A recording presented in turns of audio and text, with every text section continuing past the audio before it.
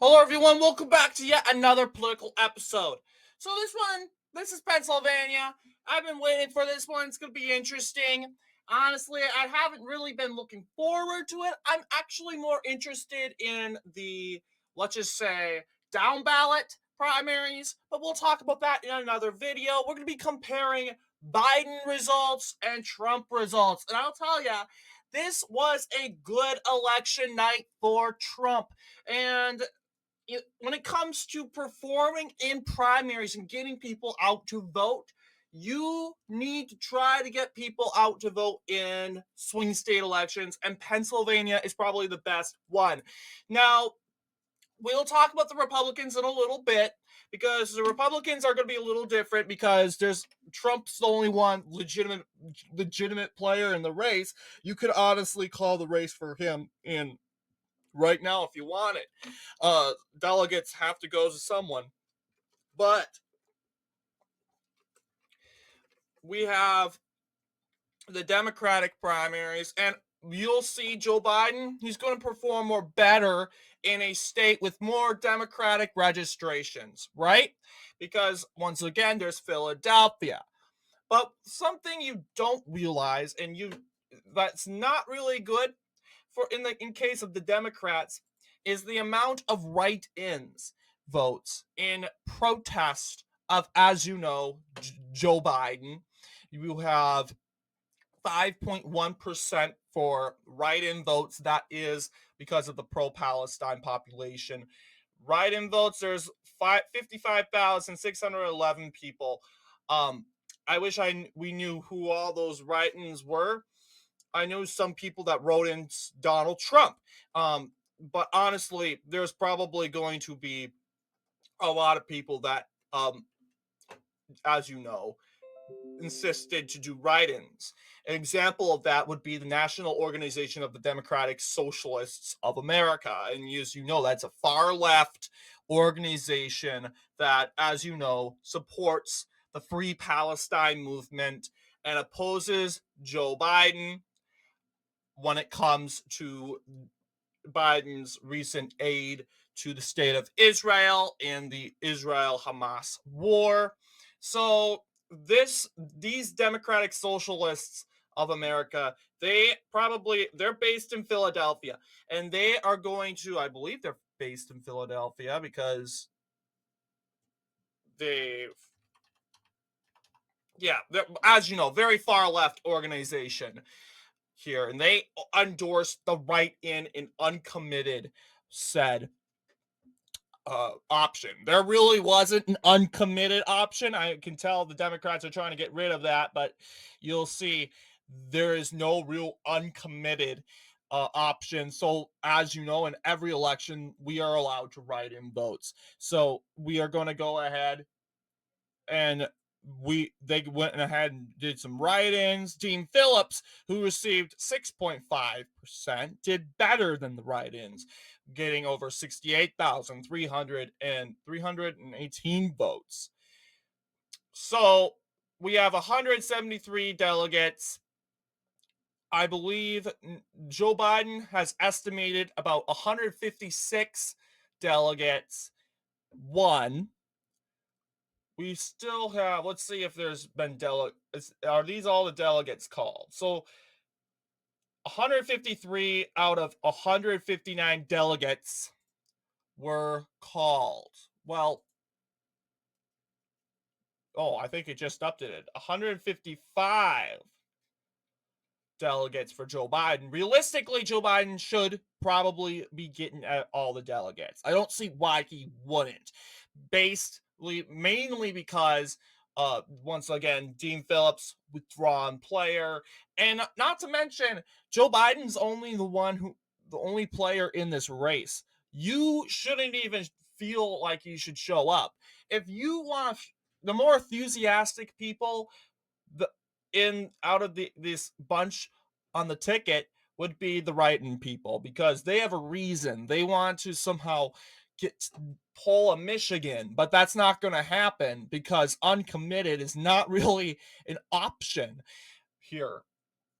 But yes, Michigan was a really, really good news for Republicans because that comes to show that 101,623 people had the decency to go out and vote against Joe Biden, to vote for an unlegitimate person, and to know mainly that Joe Biden's going to win, but we are going to send a message to Joe Biden, but that with what he's doing right now in the Middle East is not okay.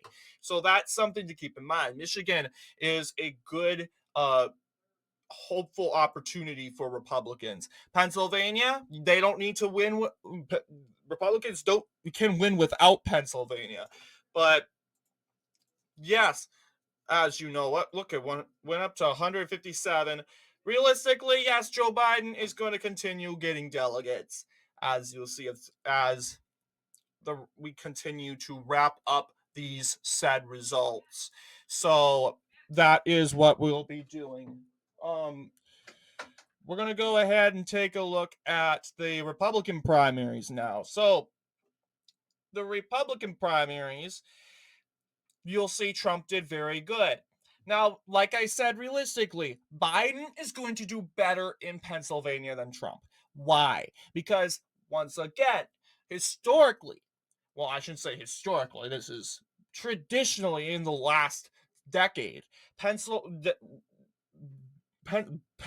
has been a blue state.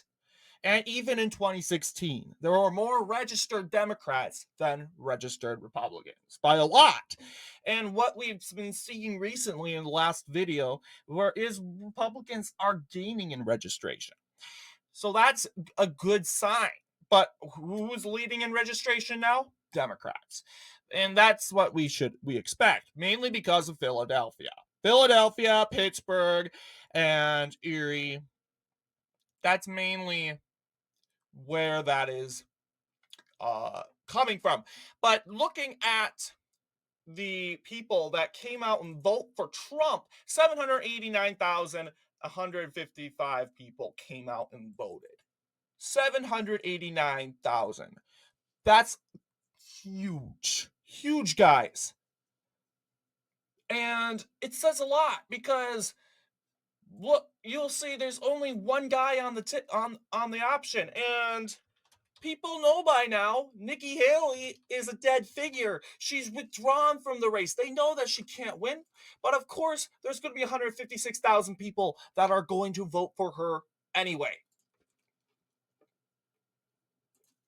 And those people could be Democrats. This could be an open primary or not. But they could be never Trumpers of some kind. They could be independents. Who knows? You'll see, Nick. You'll see we got 99% of the vote in, and we got 19 delegate count already set. And you'll see Trump areas where Trump struggled. That is in the outer areas, like I would say more liberal areas. I would say Lancaster County is not liberal. It did vote for Mastriano in 2022, but it is a populous area, traditionally voting Republican. I would say they're not really the likes of Trump, but they'll vote for him anyway. But yes, and not to mention, Trump won these counties by 70%. It's not terribly bad. Philadelphia went to Trump by 80%. 80% in Philadelphia. And in recent elections, we've seen Minnesota. We got Nikki Haley carrying Hennepin and Ramsey counties. And I'm going to mention that. Ron DeSantis, I believe, got a vote by precinct. These are precincts. Yeah, you'll see. Yeah, Ron DeSantis got community votes, but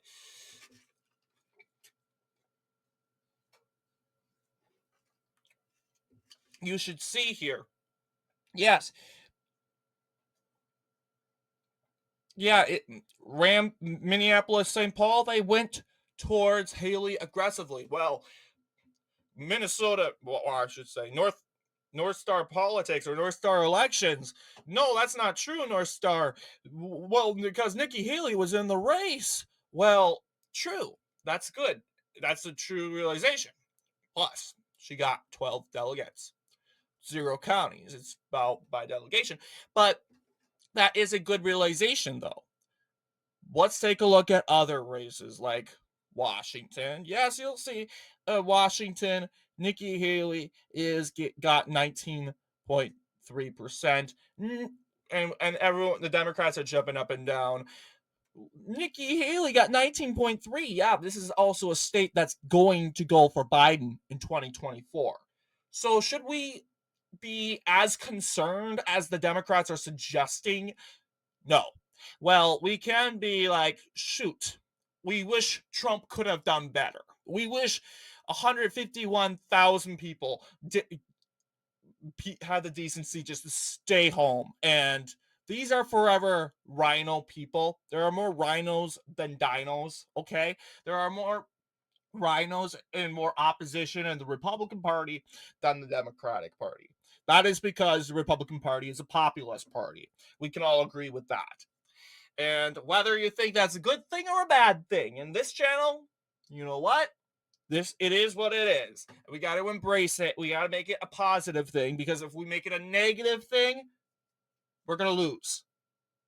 And the rhinos and Nikki Haley, they make it a negative thing. And I tell you, they're focused on taking down Trump. We got to embrace and make this a positive thing. I mean, you could say the Democrats are populists, right? Because they're embracing far left rhetoric. Example, there are so many examples of like gender affirmative care, like along with high taxes, democratic socialism, Obamacare. We're basically running fiscally a socialist country, right? We're going to become like Denmark and Sweden. Yeah, they're like Gavin Newsom.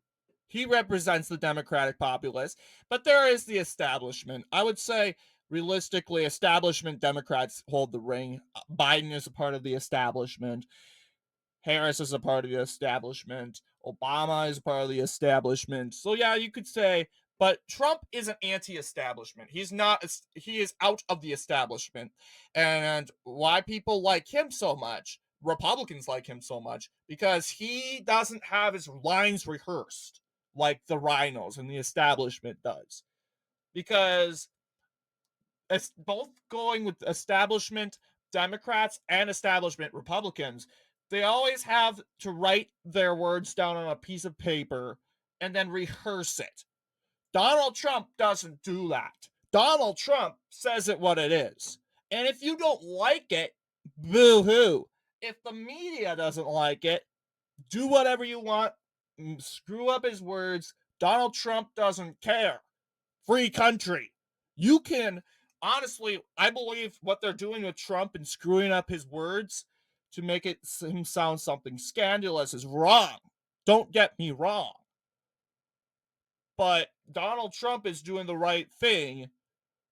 You would think, oh, Donald Trump should avoid using like the word bloodbath, even though the word bloodbath was used to describe an economic turmoil situation. Donald Trump must avoid using the word bloodbath, as many or I would say establishment Republicans, Fox News even. No, that's literally, that's giving the liberal media and the Democratic Party a check mark. We have cornered Trump on this here. Let's go and zoom in on other words he should use. No, he's going to and he should continue to use the word bloodbath, because bloodbath is what a word to describe an economic situation, and they can cope, and they can throw their toddler tantrum about and make it a huge issue even though it's not. They can do that. But in the end, they're making a huge fool of themselves. Huge fool. And they should strongly reconsider. But yes, Donald Trump, once again, good news. 788,000 people came out and voted for Trump. And the Democrats we'll never hear the end of it. The Democrats will say, "Oh, 156,000 people went and voted for Nikki Haley." Yep, those are rhinos because Pennsylvania is a rhino state. And what else are they going to do? Rhinos would waste their precious little time to pick on Trump. They would totally do it. So of course they're gonna waste their time and vote for Nikki Haley, even though she's a withdrawn player, so they can get all the news media attention saying how good quote Nikki Haley did. And plus, she didn't even win a delegate. Delegates is what makes you officially, basically declares that you did good in an election, despite being a withdrawn player. You got 16.6%. Amazing. Spectacular. But the point is, 788,000 people didn't have to come out and vote for Trump because he was going to win anyway. But they are so motivated to vote for him. Motivation is the key. And if Donald Trump didn't get 80% or got 72%, that would be bad. And I would be saying that we need to tackle Pennsylvania more. And we need to stop looking at the polls and saying this is what it's going to look like. No. Primaries, to a point, they do matter. They don't completely matter. They don't completely influence the general election. But primaries basically helps examine your base and just shows the momentum that your base has to go out and vote for your candidates in the general. And that's why it's so important. So anyway, I'm going to end this long video. I'm going to thank you all for watching. We'll see you all in the next one.